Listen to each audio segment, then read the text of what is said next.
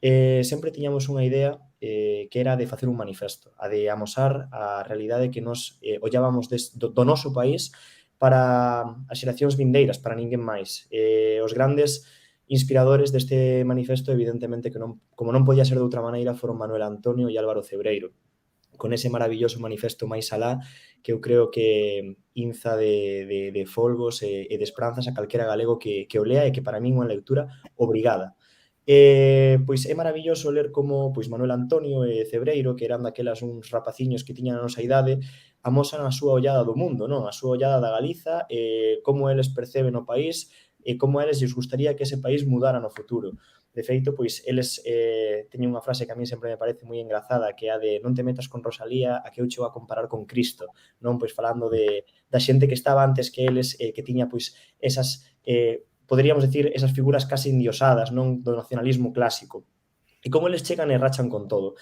E entón, un día, falando cos meus amigos, cheguei á conclusión de que a nosa xeración ten, isto ficáis un pouco egocéntrico, porque existe, evidentemente, pero igual non chega a tanta xente, non? Que esa xeración, esa cohorte de xente actual que deixa a súa pegada sobre como olla o país, cales percebe como as súas problemáticas e como lle gustaría que crecera para o futuro, para ninguén máis que para a propia xente que o queira ler no día de mañá, que ese é o valor en sí mesmo que ten, non?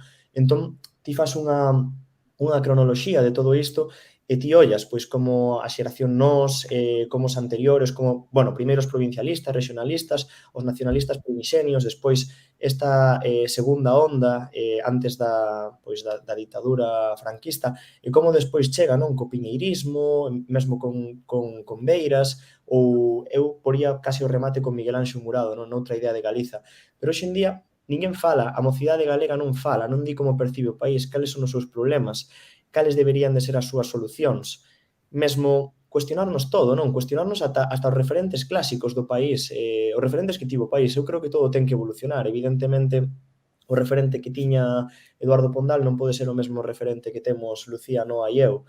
Entón, por unha banda xurdiu desa inspiración e por outra xurdiu, como digo, de estar polo mundo adiante. A min partíaseme o corazón o chegar, por exemplo, pois a Brasil e ver o que antergamente era o centro galego, que non era nada, que eran cinzas. Ver que acontecía o mesmo, por exemplo, na Habana, que tiven a sorte de estar dentro do que eran as taquillas dos emigrados, non? Vendo pois os concellos, Meira, Muras, as Gándaras, a Fonsagrada, e lle pasara a Lucía. E entón eu aprendi unha cousa moi importante de Arantxa, catedrática de Estudos Galegos da Universidade da Habana, en Cuba. Tiven 3 aprendizaxes, pero houve unha que foi moi importante, que foi: ti sabes por que os galegos, bueno, por que a xente de toda a Península Ibérica, de toda España concretamente, lle din galega cando aquí en América? E a min parecime unha pregunta moi sinxela ao comezo, non? E eu respondinlle e dixenlle: sí, será porque eran os que máis emigraban, e dicía, non necesariamente. Ás veces sí, ás veces non. Ás veces eran asturianos ou eran canarios os que máis chegaban, pero a diferencia era que cando chegaba unha persoa que non era galega, pois cando lle preguntaban mesmo na fronteira, nas aduanas, de onde ven, contestaba de España. E cando chegaba unha persoa galega dicía de Galiza. Entón, esa é a cuestión. Nós somos un pobo que xurdiu, entre outras cousas, no estranxeiro, na Morriña. É triste, pero é así. As primeiras publicacións en lingua galega, as primeiras obras de teatro, xurdiron no outro lado do Atlántico, alén do mar.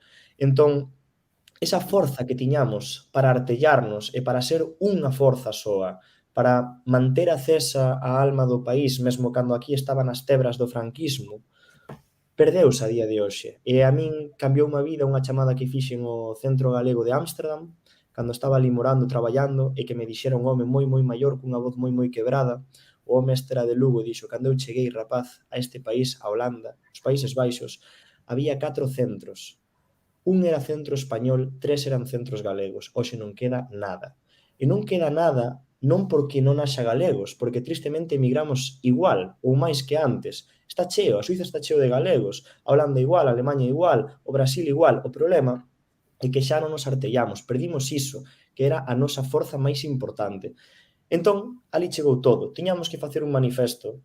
pero o manifesto que non vai ler, o manifesto que non vai traballar, pois imos facer outra cousa, imos facer, cando se fale do país, imos plasmar a nosa idea, a fin de contas é iso, que consideramos que hai que reclamar, isto, outro, pois imos crear unha web para nós, e se alguén a quere ler, pois maravilloso, que tamén a lea, e sobre todo, para facer que ese centro galego que xa non existe no exterior ou que esmorece, polo menos se manteña online na rede. Entón, no momento de crealo, o Luís andaba na Rioxa, Lucía andaba en Barcelona, o Vítor tamén andaba en Barcelona, o Noa estaba na Rioxa aí, bendita casualidade, eu estaba na Holanda, e entón, pois, xurdiu un pouco así, e que comente tamén Lucía e Noa cales foron as súas opinións unha vez que eu lles cheguei con este conto, porque isto é como xurde.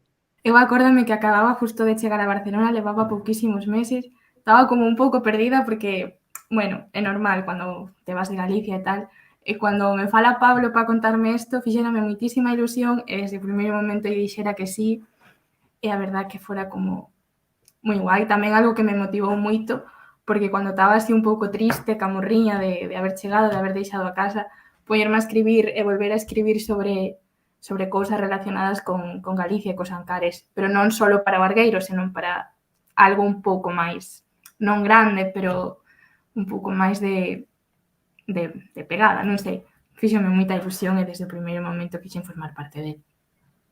Sí, a min tamén, basicamente, díxome Luís que, mira, temos este proxecto e igual queres formar parte e escribir uns poucos artigos, unhas cousas, e dixen sí, porque pareceume, sí, unha idea moi bonita e unha iniciativa que se pode mover, bueno, polas redes, chegar a moita xente, non só a xente que adoita ler cousas galeguistas, cousas nacionalistas, digamos, pero a xente moza tamén, que, bueno, foi un pouco o que dixeches antes, non? Que é un proxecto por redes, basicamente, o que fai posible que hoxe en día estamos en 4 puntos do mundo, pero estamos xuntos, é un como centro galego virtual.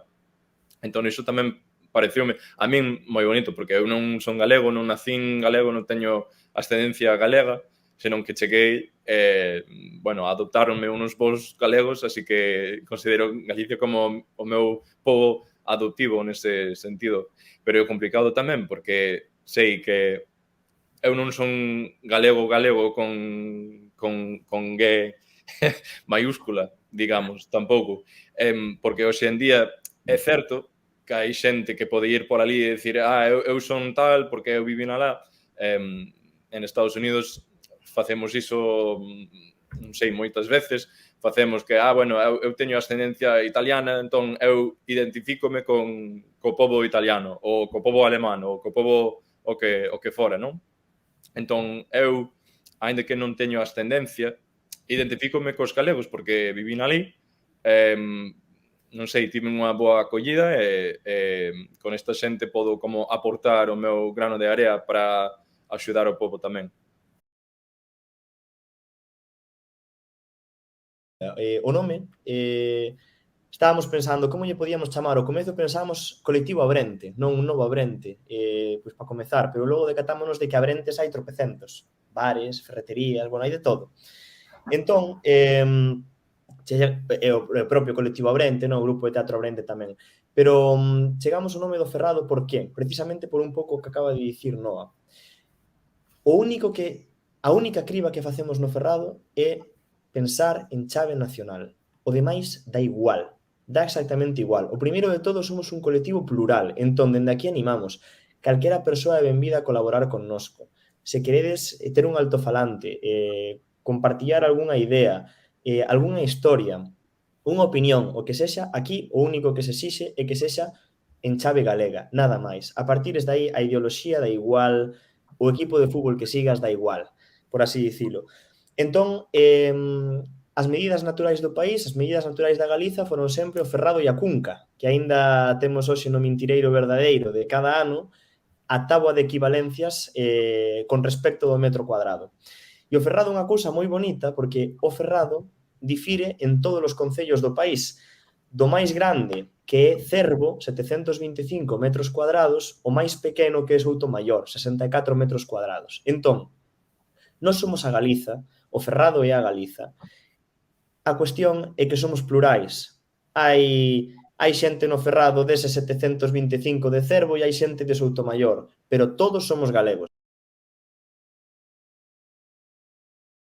Unha aprendizaxe que eu tiven na Habana con Arantxa, a catedrática dos estudos galegos da Habana, foi unha moi curiosa. Nós estivemos visitando ali o centro, que é o famoso Teatro Alicia Alonso, onde falou Barack Obama hai 4 ou 5 aniños, que é espectacular. Coñecín unhas rapazas cubanas que xa non tiñan relación máis coa Galiza, evidentemente, pois de bisavó, falaban galego, aprenderan galego, e entón dixo unha cousa fundamental esta muller, Arantxa, que é a seguinte: non todo o que nace na Galiza pode ser galego, pero sí todo o que nace fora dela. E iso é a verdade máis absoluta que eu escuitei na vida, Noa, porque unha persoa por nacer na Galiza non é galego. Somos un país que está cheo de xente con autoodio. Somos o chamado país dos ananos. Sí. En troques, temos unha chea de voces xenerosos que viñeron de fora e que non soamente acolleron, senón que defenderon a nosa cultura, a nosa lingua, o noso país. Entón, ti és máis galego que ninguén. Pois sí, Sí, pois totalmente de acuerdo. Bueno, xa queda dito por aquí, así que... dito queda, aparte, mira, están comentando por aquí, bueno, polo chat, di por aquí, eu penso que non é galego con mayúsculas, xa quixesen moitos galegos falar tamén como el, e é verdad, e falalo, e ademais, eso, pois, o interese tanto, pois, polo noso idioma, pola nosa cultura e tal, e ao final o que comenta Pablo é así, non? Galego tamén é quen vive e traballa na Galicia independentemente de onde nacera, non? E, bueno, eu segundo totalmente o que di. Tratamos sobre todo de alternar diferentes temas, de falar de diferentes cousas e tamén alternar artigos de diferentes persoas das que formamos parte, para que non sempre escriba o mesmo ou non sempre escribamos o mesmo. Ahora, por exemplo, acabamos de ter unha colección moi interesante sobre as guerrillas antifranquistas, máis ou menos cada un escribiu sobre as historias que conocía da súa zona ou outras que xa eran máis conocidas a nivel de Galicia, e alternamos un pouco todo para que queden cubertas máis ou menos todas as zonas de Galicia e tamén todas as temáticas. Bueno, todas non as podemos abarcar, pero no futuro chegaremos a todos. Sí, creo que tamén é importante... A ver, hai xente que di, por exemplo, igual hai xente vai comentar que sí, que todo é política, pero é importante tamén que escribir sobre cousas cotidiás tamén, non quero decir cousas que non importan, pero cousas cotidiás ou cousas que non sexan ligadas íntimamente á política ou ao nacionalismo ou que fora, porque ás veces, creo, as páxinas, as publicacións con forte grado de contido político, non sei, poden guiar a xente a discutir ou perder a esperanza e tal.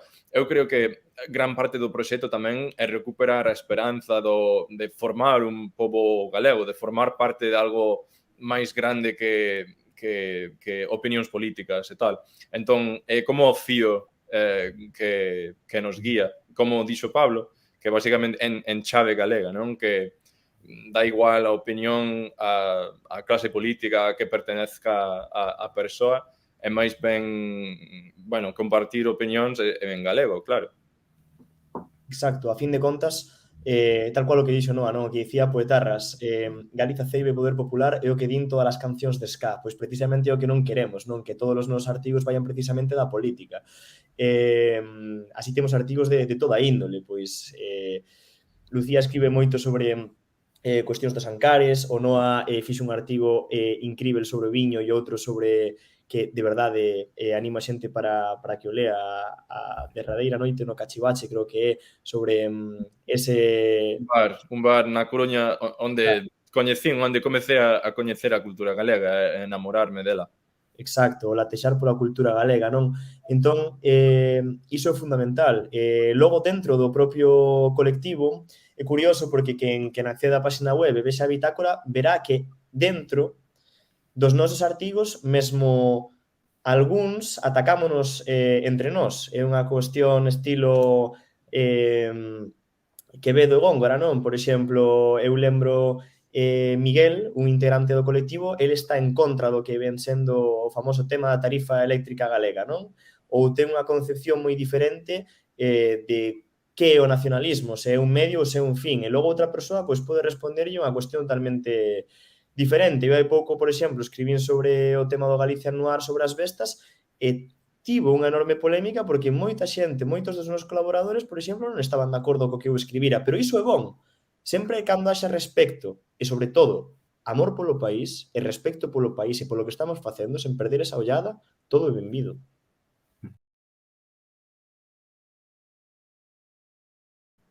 Sí, a día de hoy o que pasa, bueno, nos Ancares, en toda a montaña de Lugo e probablemente Ourense, todo o que é a zona rural, é a despoblación, que fai que se entre nun bucle infinito do que non se sale, porque ao haber despoblación vannos quitando servicios, ao quitarnos servicios a xente non ven.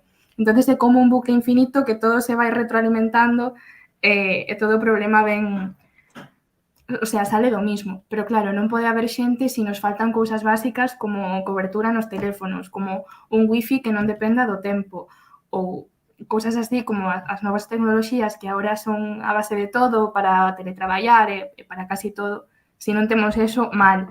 Se non temos servizos de urxencias as 24 horas do día, mal, porque xa te tens que trasladar a outro lugar e son moitos kilómetros que en ocasións poden supoñer a morte dunha persoa. Nenos hai poucos, pero se non hai servicios de atención á infancia para poder conciliar o traballo, tamén mal, aunque agora con isto das casas niño, por exemplo, en Navia, hai unha que se abriu, que é a Casa Niños Galleiros, que bueno, fai que ese servicio pues, tea cuberto de novo. Non sei, as carreteras tamén tan mal. Hai moitas cousas que se poderían mellorar, podería facer unha lista que non se acabaría nunca, pero tamén hai moitas cousas boas, non é todo mal. Sí, pois coñece un pouco. Basicamente, cando metes a solicitude para este programa de auxiliares de conversa, podes elixir a comunidade autónoma. Eu son do norte extremo do estado de Nova York, entón dixen non podo ir a Andalucía porque vou fundirme en nada, sabes? Entón, non sei, sentín certa atracción para o verde, para o Celta, para o tal.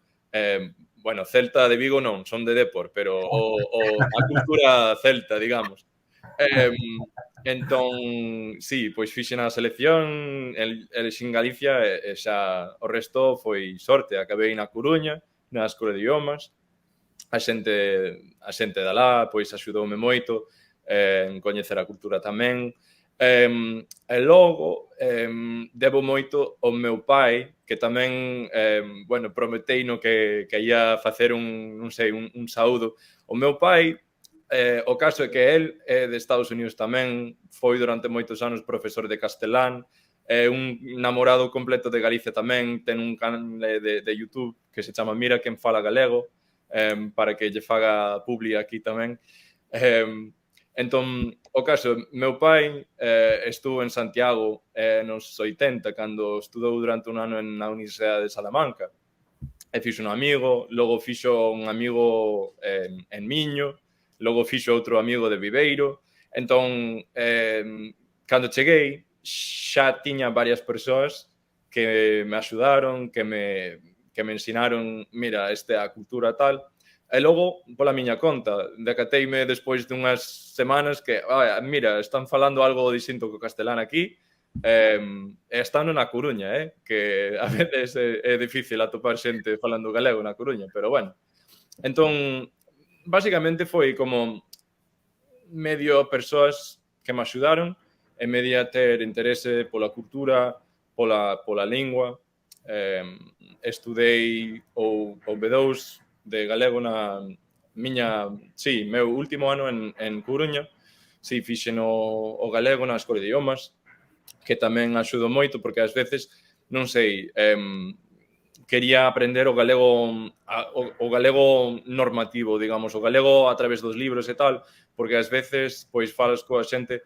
Pero agora, creo que é moi bonito tamén que se falamos do Ferrado, se falamos da diversidade, por exemplo, Lucía fala un galego dos Ancares, Pablo fala o seu galego, os nosos amigos, os nosos colaboradores no Ferrado falan os seus galegos. Eu falo o galego que aprendín, pero ás veces comito erros e tal, fago o que podo.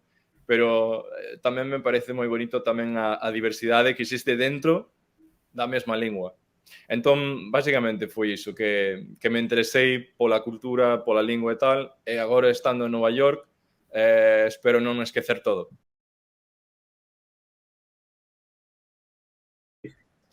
Pois, Borxa, respondendo a túa pregunta, mira, a verdade, a min, eu con 18 anos marchei do país, sendo a cousa que menos quería no mundo. O meu soño era ir a Coruña a estudar e facerme socio deportivo da Coruña, ese era o meu soño. Non puido ser, por motivos da vida tiven que emigrar, tiven que marchar a estudar a miña carreira a Madrid, porque tristemente non había outro lugar de España onde eu podía estudar o que eu quería estudar, que era Relacións Internacionais e máis Socioloxía.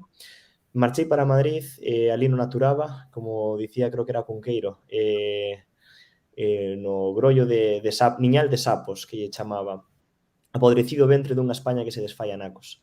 Entón, marchei para Polonia durante un ano, despois marchei para o Brasil, xa cando rematou a etapa universitaria, logo de 5 anos, pois había que sair ao mercado laboral. Unha vez máis, pois, do meu non había para traballar aquí. Isto creo que é unha historia que é holística para toda a mocidade do país, non? Marchei para Holanda e despois marchei para a Suiza, que é onde me atopo agora mesmo. Sinceramente, da emigración falo moito e penso máis. Para min, sempre chego á mesma conclusión. Evidentemente, a emigración que temos nós non é a emigración que tiveron os nosos avós. Eu agora mesmo vivo en Zúrich, a miña avoa, que en paz descanse, Blanca, viviu en Lausanne, disto hai 70 anos, morreu aí cousa de 5, case con 100. Ela marchou, como tantos outros galegos, cunha maleta sen rodas, cargando, non? Moita xente que marchaba, pois, sen ter absolutamente nada, a procurar a vida, fuxindo da máis grande miseria que hai que estar desesperado sempre para marchar do país que te veu crecer, onde viven as túas amizades, os teus familiares e onde está todo no que naciches. Pero se ven, evidentemente, hoxe, non é tan duro, sempre chego á mesma conclusión, e é que non por elixida a emigración é menos dura a día de hoxe. Nos eliximos emigrar, está claro, en certo senso, non eliximos, vémonos forzados porque aquí non hai oportunidades. Marchamos cun traballo, marchamos sabendo falar a lingua, evidentemente non é tan complexo, pero a dor que logo un sinte polo país é moi forte e entón acaba atravesando cada momento do día, cada pensamento, cada acto.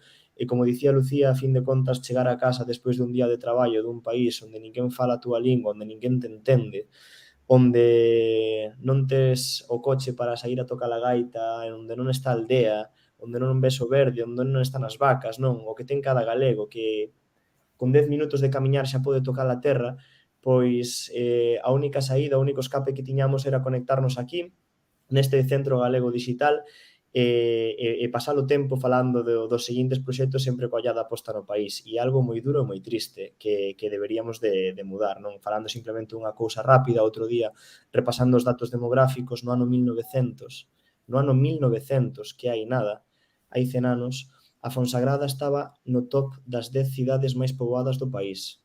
Tamén no Ortigueira, 20.000 habitantes. Hoxe Ortigueira ten 5.000. Cariño, que daquela estaba con Ortigueira, ten 3.000. Xuntos 8.000. Isto pasou en 100 anos. É unha cousa para reflexionar. Falando da emigración na Suiza, eu é o lugar onde atopei máis vivo o país, sen dúbida. Xa traendo un pouco máis de ledicia, que non todo vai ser tristura. Sen dúbida é o lugar onde atopei máis país. É dicir, anécdotas hai moitas. Eu lembro un día saindo por, chegar ao aeroporto, mañán pasarame, non? Porque mañán teño que ir ao aeroporto. Chegar ao aeroporto e que toda a xente maior che pregunte: pero ti vives en Orlicón? Esa maneira galega de pronunciar ese bairro tan famoso de Zúrich, que é Orlicón. Ti vives en Orlicón? Pois sí, vivo en Orlicón. E marchar todos xuntos para lá, o morar debaixo da vinoteca galega, onde venden todo, dende aceite abril até arroz sós, ou estar pois camiñando precisamente por esa estación do Orlicón e escoitar falar galego, pero non desto de a xente, o típico que xa vive na estación de tren, non, que tivo unha vida dura e xa está ali, escoitalo falar galego, chegar ao supermercado e escoitar falar galego, mesmo máis que, vamos, se cadra que en Vigo. E logo, ver o país moi vivo ali, non? Hai pouco lembrome con Laura, coa miña moza, estábamos en Burkiplatz, que é o lugar máis céntrico de Zurich, ver un autobús chegar de fronte, eu ver a placa, non, coa E de España, e dicirlle a Laura, Laura, olla, ese autobús é de España, e que cando o autobús pasara por diante, Autocares López, de Negreira, e berrar de Negreira, parar a xente, non, que te saúden, ou, pois, que veñan familiares co coche dende aquí, aínda coa matrícula antiga de Po, de Pontevedra, e que toda a xente pite nos bairros porque hai moito galego e recoñecen non a súa patria dentro dunha matrícula e que eso nunca se esquece. Pero pasou unha cousa curiosa que sí que compre contar, que eu achaba que xa non existía, que somente quedaban as historias, non? Cando chegou o franquismo a España, con toda a emigración, a cultura galega comezou a artellarse alén do Atlántico, como falábamos antes, as casas de Galicia, os centros de Galicia eran estes centros de aglutinación da cultura da lingua do país. É moi curiosa a dicotomía que xurdiu entre, normalmente era así, as casas de Galicia e os lares galegos. As casas de Galicia eran aquelas que eran favoráveis ao regime que estaba establecido en España, o regime franquista, mentres que os lares de Galiza eran máis arredistas. De feito, pois esa famosa historia de Castelao cando está, creo que no de Montevideo, e abandónao, non sei se o de Montevideo ou de Bos Aires, cando gañan as eleccións as persoas favoráveis ao franquismo, e Castelao ve pendurar nese centro galego unha bandeira coa águia. En ese momento, el lisca dali, porque comprende que nada ten senso. E entón, eu vin que isto sigue vivo na Suiza. Na Suiza aínda temos centros galegos acentos, e concretamente en Zúrich hai un centro galego, non vou dicir o nome, porque vivo ali, tampouco hai moita xente, pero lembro que cando cheguei ao centro, bueno, cando cheguei a Suiza eu mandeilles unha mensaxe, non? Dixen, mira, eu son tal, toco a gaita, gustaría ir a tocar con vos, levei a gaita comigo, non? E rematei a mensaxe dicindo terra e saúde. E a resposta que me deron foi, se a túa gaita non está afinada en do, non veñas. E eu pensei, isto é a resposta que se lle dá a unha persoa galega que ven a emigrar ali, que quere facer país ali, non? E resulta, outra persoa apareceu na escena da cidade, unha persoa que dirixira previamente un destes centros de Zúrich e díxome, Mima, fucheste meter na boca do lobo, o motivo de que non houbera resposta foi ese último terra e saúde. Ti tes que vir comigo ao centro de Basilea. E así fixen, e entón así o vivín. Basicamente, o centro de Zúrich é un centro satélite do PPDG, mentres que o centro de Basilea é un centro apolítico e basicamente fundamentado na defensa da idiosincrasia e da cultura da Galiza. E vese cosas maravillosas.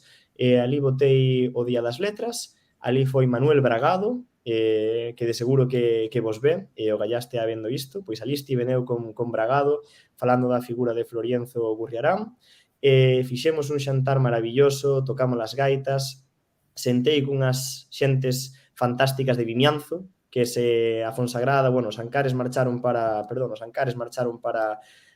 Cataluña, e a xente de Vimianzo encheu toda a Suiza, e pasamos unha xornada moi boa, pero o que quero dicir é que é curioso como aínda se ve, non? Pois a perspectiva arredista e a perspectiva unionista dentro do que son os centros sociais. A fin de contas, os centros sociais non fan outra cousa que representar a realidade sociopolítica do país en miniatura, e iso é o que é. Entón, pois aí estamos.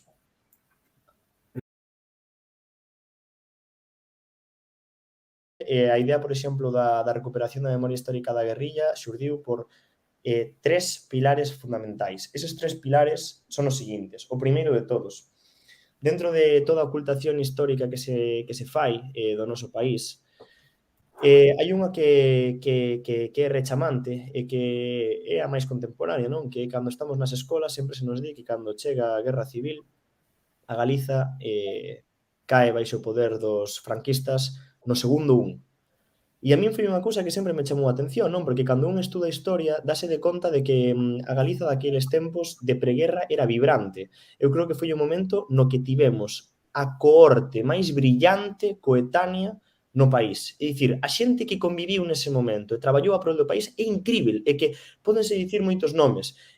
Pódese falar de Camilo, pódese falar de Castelao, de Bóveda, de Risco, de Manuel Antonio, da igual, é que nunca haberá unha cousa semellante. Pero a cuestión era como é posible que con esta xeración tan bollante e tan brillante que tiñamos, con esa votación do Estatuto que foi incrível, non? Porque, se non me equivoco, no País Vasco tivose que votar o Estatuto de Autonomía 2 veces. De feito, creo que foron 3. Unha quitouse na Farroa, a segunda saíu en Áraba que non e tivo que repetirse, aprobouse pola mínima. En Cataluña aprobouse ben, pero na Galiza foron un 75% de aprobación con prácticamente un 100% de participación, que logo habería que ver o caciquismo, está claro, pero o que quero dicir é, non me cuadraba que ese país que andaba en pleno rexurdimento caera baixo a sublevación franquista da noite a mañá como se nada pasara. Entón, que pasou aí? Que pasou? Algo tivo que pasar, non? Entón, un ponse a estudar e dáse de conta que a Galiza, lonxe de ser submisa e cómplice co réxime, que esa idea que sempre se nos vendeu na escola, en a cal nos socializamos, en a cal crecemos, esa idea de que nós fomos cómplices co réxime franquista, é mentira. A Galiza foi, primeiro de todo, un dos lugares con máis represaliados, un dos lugares onde máis execucións se cometeron. E segundo, foi o primeiro e único lugar da Península Ibérica onde xurdiu unha resistencia armada, unha loita armada contra esa barbarie que desafiaba a orde lexítima, non? Entón, e que cortou todos os nosos soños, todas as nosas pranzas como país. Entón, a cuestión é, hai que trocalo, porque no canto de ser submisa e cómplice, a Galiza amosou unha rebeldía afouta. Entón, iso é o que non se conta nas escolas, e iso é o que hai que contar. Cando ti ollas outros países, cando ti ollas Yugoslavia, cando ti ollas Italia, a resistencia italiana ou os yugoslavos partisanos pasaron a historia como heroes da liberación do seu país. E aquí como que pasaron? Pasaron como bandoleiros, como bandidos, como ladróns. Ninguén lembra esa xente, ninguén, dá igual, sexa do Bloque ou sexa do PP, dá igual, non hai ningún espectro político do país que recupere a memoria da guerrilla. Entón, ese era o pilar número 1. O pilar número 2, haberá que honrar a certas persoas que en nome da vida foron a morte, e iso é unha cousa que dá para pensar, en nome da vida foron a morte. Aquí a xente non vai a morte por minducias. Se vas a morte porque estás mal, pero mal, mal. E non hai que ver historias como a de Camilo de Dios, por exemplo, de botarse o monte coa súa nai, historias de nais recollendo os cadáveres dos seus fillos en carros de bois, historias de nais levando os seus fillos a ver os seus pais defuxidos na serra, historias de mulleres guerrilleiras que tuvieron que sufrir indecível, historias de guerrilleiras do chan, de enlaces que tiveron que sufrir o indecível. Entón, honrar tamén esa xente e, en terceiro lugar, ter unha voz galega que conte os feitos. Xa está ben de que a nosa historia a conten os demais. É tempo de que a nosa historia contemos nós. Como dicía Castelao, rapaces, a nosa terra non é nosa, pois é tempo de que a nosa terra sexa nosa e de que a nosa historia sexa nosa. E senón, non imos ter país.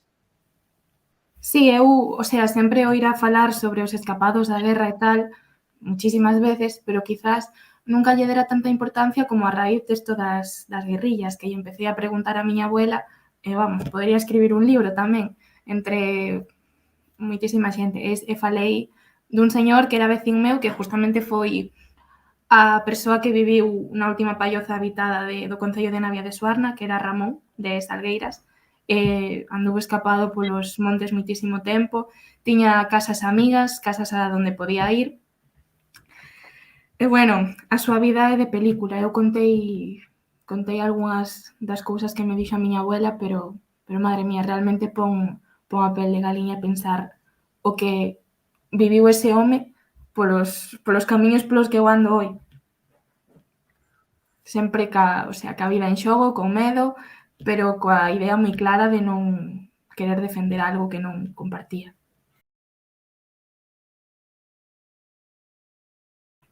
Creo que bueno, non estou segura, pero creo que o que máis se leu foi o primeiro que escribín, que é onde antes morren as cousas de onde antes renacen, que fala precisamente da despoboación, pero dunha forma realista, non dándolle a culpa sempre ás administracións e a todo isto, sino tamén a propia xente que a veces somos os que abandonamos as cousas. E despois o último de Pablo, o de Galicia Noir, tamén tuvo moito éxito. Tamén un que escribín no Brau, que meu pai é brigadista, falando da situación dos brigadistas e do tema dos incendios que, bueno, tan graves que houve este ano. Ese tuvo tanto éxito que chegou a ser publicado tamén en La Voz de Galicia, o sea, nunha páxina inteira, nun artículo de opinión. Pero, bueno, ao final, o importante é que se lean, que queden aí, porque as cousas escritas non se perden. Iso. O éxito ou non éxito, se non estamos felices co que facemos é o que importa.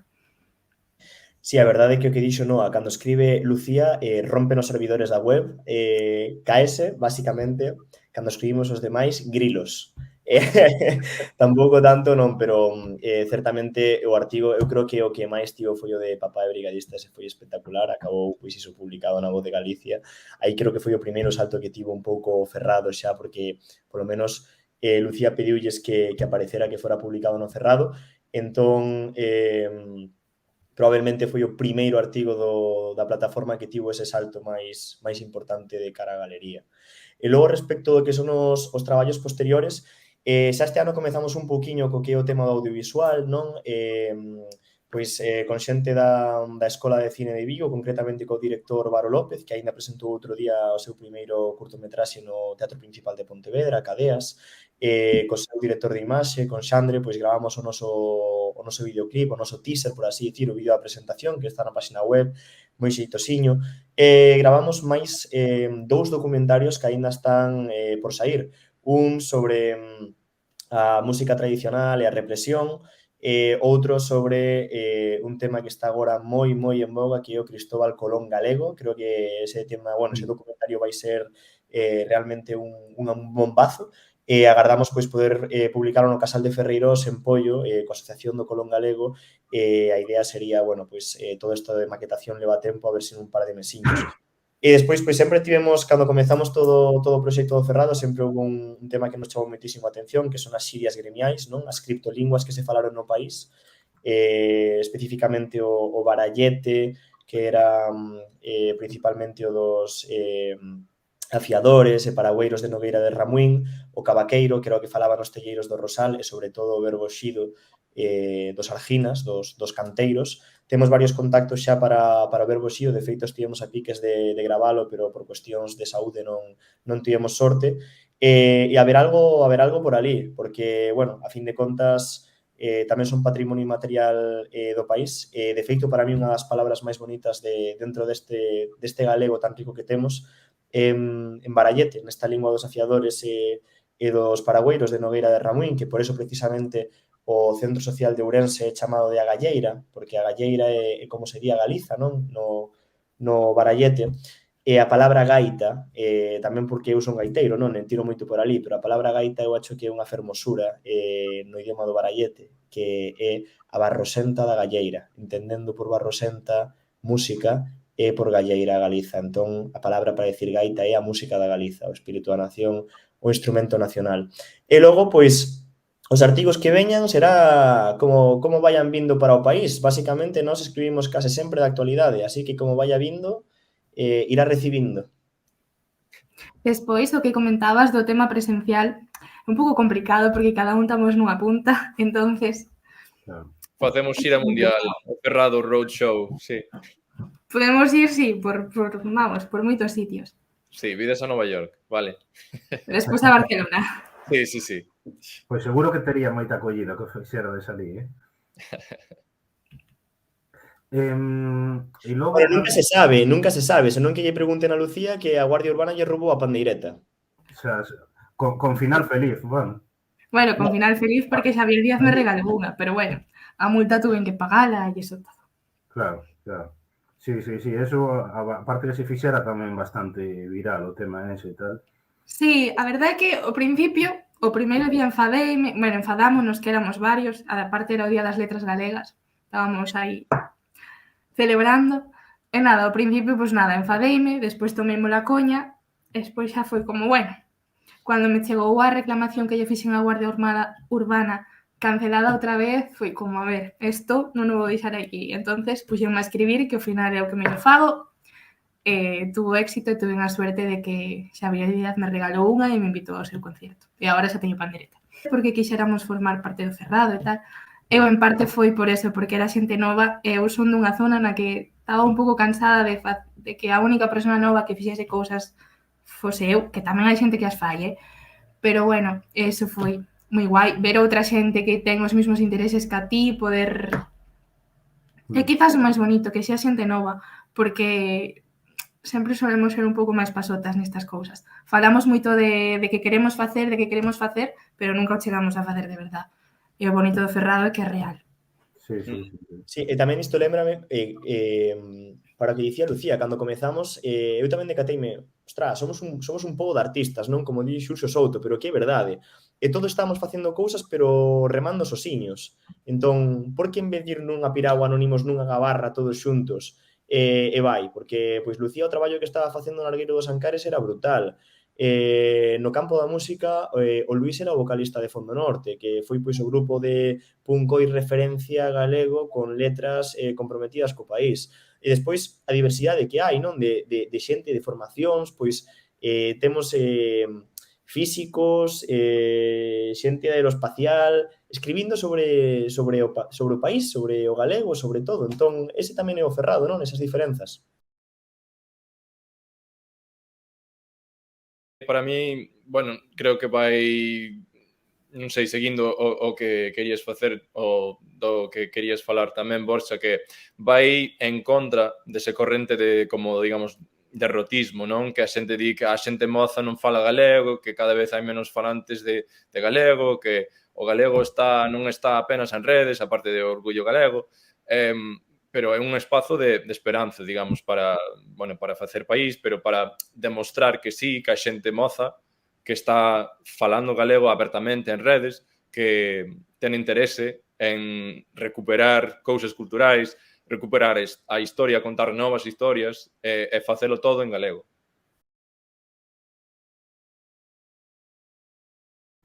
Eu o tema do derrotismo moito discutín cos meus amigos, é unha cuestión, é a maior lacra que ten este país, sen dúbida, pero de moitos anos atrás.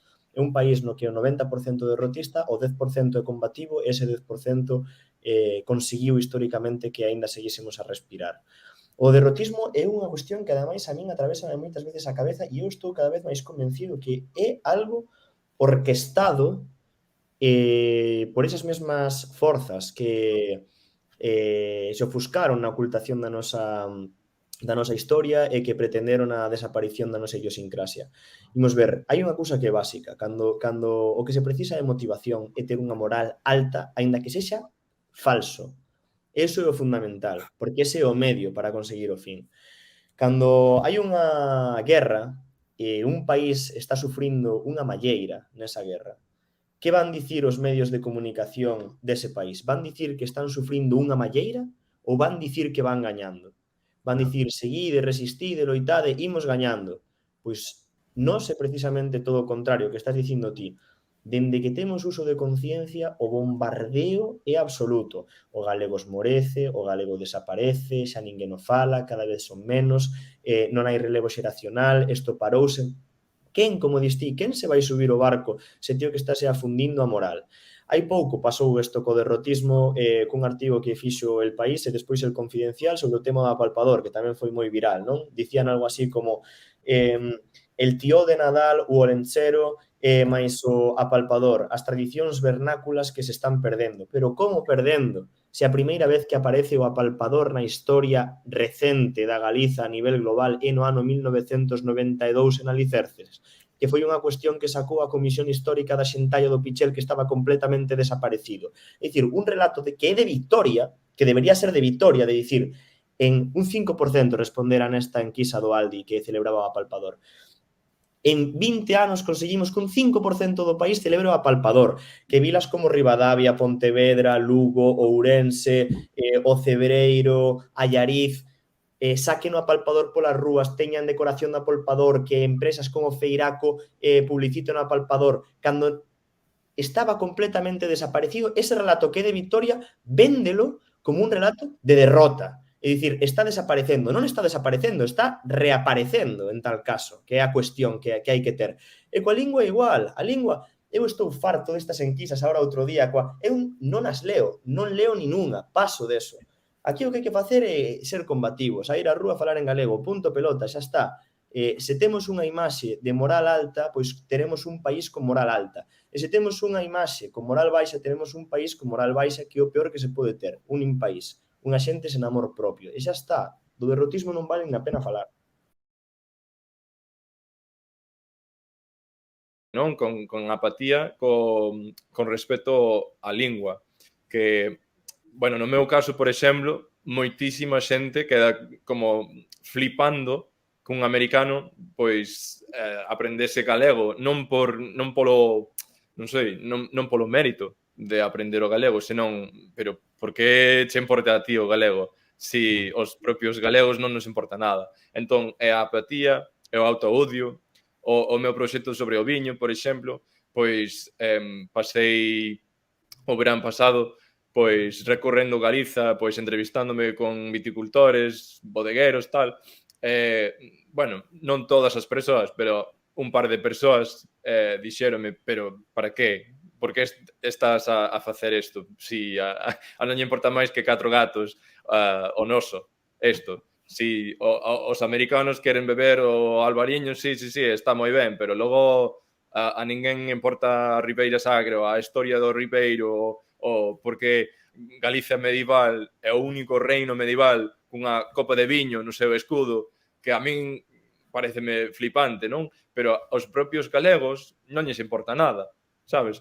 Entón, é o mesmo coa lingua, é a apatía, é basicamente, bueno, é que eu non crecín falando galego, pois, se ti queres falar galego, pois serás, non sei, un do bloque, ou serás un de eses. Entón, creo, Pablo, que combativo sí, pero máis ben vivir como unha persoa normal para demostrar que sí, pódese vivir unha vida normal, unha vida sen nada máis que vivir unha lingua, porque é a lingua. Dice Noa de que a veces sí que pasa que fais algo e dicenche, pero para que fais eso, se non vale nada? Por exemplo, coas palabras, cando has apuntado, pero para que se apunta, se non vale nada? Para que non sei que, para que non sei cuánto? E a verdade é que dá rabia, porque tú fais as cousas con toda a ilusión do mundo, tal, e ao final é como que te acaban quitando as ganas, eses comentarios así. Aunque, bueno, a mí non as quitan, pero que xa cansa. Entón, igual é iso tamén que somos un grupo de xente moza, porque aínda temos ilusiones, non? Sí. Creo que se vives moitos anos coa derrotismo, coa apatía, coa autoodio, que está por todos lados, aínda que non nacieses con ese autoodio, con ese tal, pois acabas, non sei, manchado por el, non? Acabas contagiando, todo se contagia. Sí. De nós depende ser a nova... non nós, senón toda a xente galega da nosa idade, o novo resurdimento que borre pois todos eses anos de imposición dun autoodio para poder limpalo, por así dicilo, o que dicías ti, porque non é máis que do que unha mancha. Co combativo é combater eso, precisamente, combater ese estigma, combater ese estereotipo e seguir facendo a nosa vida en galego como unha vida normal, punto. Mira por onde, aquí chegou pois, o terceiro aprendizaxe que eu tive da muller esta na Habana, que era precisamente ese, cando falábamos, non? Dicía, cando ti vas con moito soño, vas a acabar por desesperar, porque precisamente vas a topar con iso, cun impaís, con moita xente que te vai dicir para que vas facer iso, non o fagas, non vale para nada, non fales o galego, etcétera, etcétera, etcétera. E entón, ela díxome unha frase clásica adaptada ao noso caso, que é o carballo tronza, pero o céspede permanece. Pois é iso, temos que ser céspede, non carballo. Canto máis céspede haxa, canto máis céspede galego, máis nosa será a terra. Pois sí. Eu creo que está habendo un cambio, a verdad. Por exemplo, en tema de contido de redes sociais que falábamos antes, hai un montón de contas, de páxinas que están creando en galego, porque o ano pasado, en setiembre estuve facendo o traballo de fin de máster precisamente sobre isto, aquí en Barcelona, porque eu se podo sempre fago as cousas sobre Galicia aquí para dar un pouco a conocer a realidade esa. E fixenos sobre, o sea, as culturas que están pues, en riesgo de desaparecer de algún modo, que era sobre o galego, vaya, e as redes sociais como unha ferramenta útil, e descubrín tantas cousas, tantas iniciativas bonitas, tantos proxectos bonitos, tantas contas bonitas, e o mismo me pasou co Argueiro, que hai moitísima xente facendo cousas, igual hai máis xente facendo cousas das que non fan nada, das que che dicen os comentarios estes feos, pero ao final un sempre se tende a quedar co negativo e non co positivo. E o problema é que non se sabe que existen, que están un pouco aí invisibilizadas na sombra, pero a ver, hai moitísimas cousas. E hai moito futuro e seguirá habendo. E eu que son do rural, bueno, do rural, máis rural Galicia, do máis despoblado e tal, que levo toda a vida oindo de que pues, que isto non vale nada, porque queres facer cousas aquí, porque non sei que, porque non sei cuánto. Ao final hai que facer que non se oi e ya está. Ou responder con argumentos. Pois, eu diría a esa persoa, pois, como, bueno, primeiro, se eu podo facelo, ti podes facelo. Pero, aparte diso, falo, porque é a túa lingua, fala esa persoa de fora, fala do teu amigo que ven de fora para facer Erasmus ou para estudar ou para tal, porque, al final, a túa cultura, é a túa lingua, é o teu país. Se incluso para ti pareceche pois a cousa máis cotidiana, a cousa máis normal, a cousa máis, bueno, é cousa dos avós, do rural, non me importa nada, pois igual a unha persoa, como a min, pode literalmente cambiar a túa vida, porque eu cheguei a Galicia e ia quedarme un ano, volver a Estados Unidos e facer non sei que, logo quedei en Galicia pois 3 anos, quedei en España 4 anos, agora estou traballando nunha cousa relacionada con que estaba facendo ali, por obra e graza da lingua galega, como se di. Entón, literalmente, pode cambiar vidas, aínda que non a vez. Entón, nada, moitas grazas por invitar, vou deixar a que Pablo e Lucía rematen, e nada, grazas xente, feliz ano, boas noites. Graciñas a ti. Chao, graciñas. Non sei se vou responder ao que preguntache, pero eu o que vou dicir é a favor dos dialectos estos que temos en Galicia, que son tan bonitos, que a veces non os falamos por vergüenza, porque nos dicen que sonan bruto, que non sei que non sei cuánto, que ao final, que o faledes, que o falen, por favor, que ese é o que nos diferencia, o que nos fai distintos. Eu fun desas que, porque, bueno, marchei do meu pueblo nunha edad, o sea, como vulnerable, funme pa ciudad, todo o mundo falaba castellano, entonces acabei cambiando ao castellano de portas pa fora da casa, hasta que na carreira volvín a abrir os ollos e volvín a falar galego sempre, e fui moito máis feliz, a verdad. Cando escribo no galego dos Ancares, que casi sempre teño comentarios de que invento palabras, de que invento un idioma, de que non sei que non sei cuánto, que tamén me acaban ca paciencia. Suelo pasar de casi todo, pero eso non podo porque me pon de moi mala hostia, falando claro, non soporto que me digan eso. E nada, así que faledes galego, que faledes o voso galego das súas zonas e que non renuncien ao que lles fai diferentes. Pablo. Pois, sí, eu para rematar, o que lle diría a unha persoa, o argumento que lle daría sería o seguinte: a fin de contas, unha lingua, calquera lingua, determina a nosa maneira de ollar o mundo. Entón, as linguas existen por algo, existen diferentes linguas no mundo por algo, porque non deixan de ser evolucións de miles de anos de historia sobre que non conta máis que a historia dun territorio. A xente que habitou ese territorio, as penurias que tivo ese territorio e as glorias que viviu. Entón, esas linguas que son as que xermolan neses lugares para dar aos seus habitantes nun momento determinado da historia unha maneira para ollar o mundo, esta é a nosa. Entón diría a esa persoa que ele o último chanzo dunha escada infinita que lle legou unha cultura, unha lingua, unha idiosincrasia e unha historia propia para ver o mundo. E que vea o mundo como ten que verse, que dicir coa lingua dese territorio, e que non deixe que iso morra, e que veamos o mundo cos ollos dos demais. Moitísimas gracias a vos por invitarnos e por deixarnos explicar o noso proxecto. Exacto, gallá non sexa a derradeira vez que esteamos aquí os dous, ben sexa por separado ou xuntos, ou as dúas, pero máis unha vez, moitísimas grazas por ter este altofalante que é a comunidade en galego máis grande da rede, grazas pola labor que levades facendo tantos anos, e moitas grazas para todas as persoas que estiveron seguindo esta conversa hoxe, comentando, de maneira activa, e, bueno, para as que a miraron no futuro. Moitas grazas para todos, terra e saúde.